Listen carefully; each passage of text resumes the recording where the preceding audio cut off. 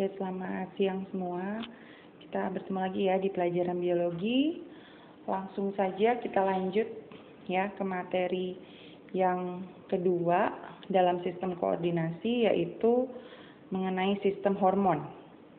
Gitu ya. Nah, sistem hormon itu macam-macam ya, kelenjar hormon itu ada hipotalamus, itu yang paling pusat itu ya, letaknya di otak. Terus ada kelenjar pineal, pituitari juga masih di sekitaran otak sini. Selanjutnya ada yang disebut sebagai kelenjar tiroid dan paratiroid, letaknya di bagian leher. Terus ada kelenjar timus ya di sini. Terus ada kelenjar adrenalin, letaknya di atas ginjal. Di sini kita lihat ada ginjal nih. Ya, itu adalah kelenjar adrenalin. Selain itu ada kelenjar pankreas ya. Pankreas macam-macam fungsinya, bisa jadi hormon, bisa juga membantu di sistem pencernaan. Nah, ini pankreas. Ya, dan yang terakhir kalau untuk pria itu adalah testis ya. Di sini. Sedangkan untuk wanita itu di bagian rahim yang kita sebut sebagai ovarium. Jadi masing-masing punya ya, pria dan wanita gitu. Nah, sekarang kita lihat kelenjar hipofisis. Nah, kelenjar hipofisis terletak di otak besar, disebut juga master of gland. Kenapa? Karena dia master of gland itu artinya kan ketua gitu ya, kayak ketua kelenjar-kelenjar yang lainnya, karena dia menghasilkan bermacam-macam hormon yang mengatur kegiatan kelenjar lainnya. Nah, jadi dia kelenjar hipofisis terbagi menjadi 3 bagian. Yang pertama anterior, ya.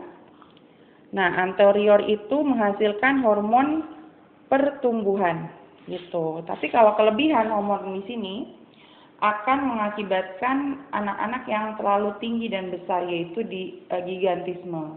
Tetapi kalau kekurangan hormon bagian pertumbuhan ini akan mengakibatkan pertumbuhan kerdil yang disebut sebagai kebalikan gigantisme, yaitu kretinisme.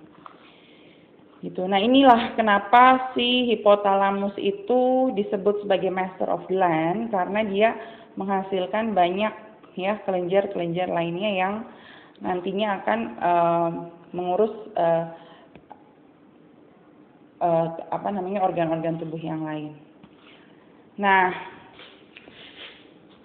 jadi kita lihat nih ya hormon apa saja yang dihasilkan oleh kelenjar hipotalamus. Pertama, hormon tirotrof, mengatur pertumbuhan ya, dan juga mengatur kelenjar tiroid. Terus ada hormon ACTH ya, merangsang dan seterusnya. Terus kalau untuk pada wanita ada follicle stimulating hormone, FSH, dan juga ada LH.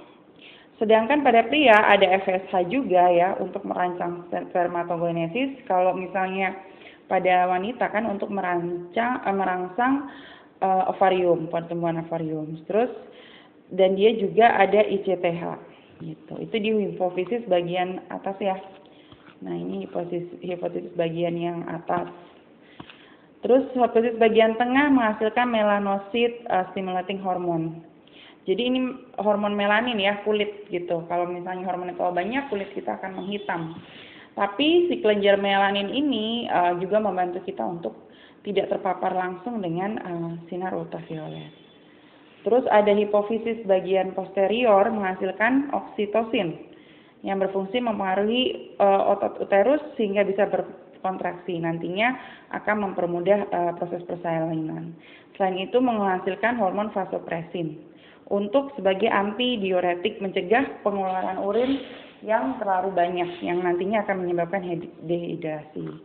Terus yang kedua tadi kan di yang bagian leher kita lihat ada kelenjar tiroid dan kelenjar paratiroid ya.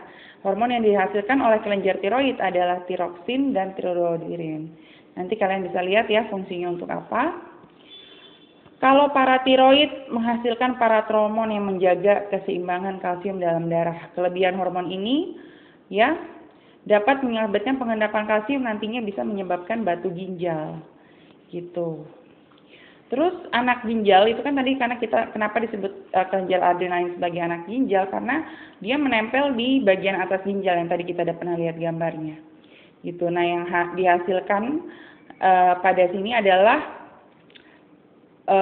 kortikoid mineral yang berfungsi menyerap natrium dari darah.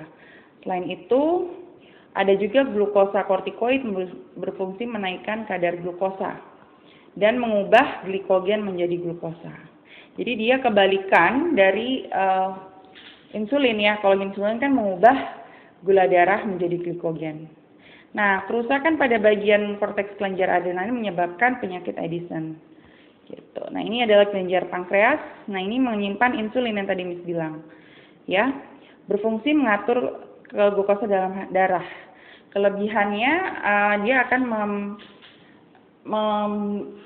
menyimpan ya glukosa dalam bentuk glikogen. Kalau kita kekurangan insulin itu kan kita sebut sebagai diabetes, penyakit diabetes mellitus, dan juga bisa dapat menyebabkan gangguan ginjal juga gangguan jantung.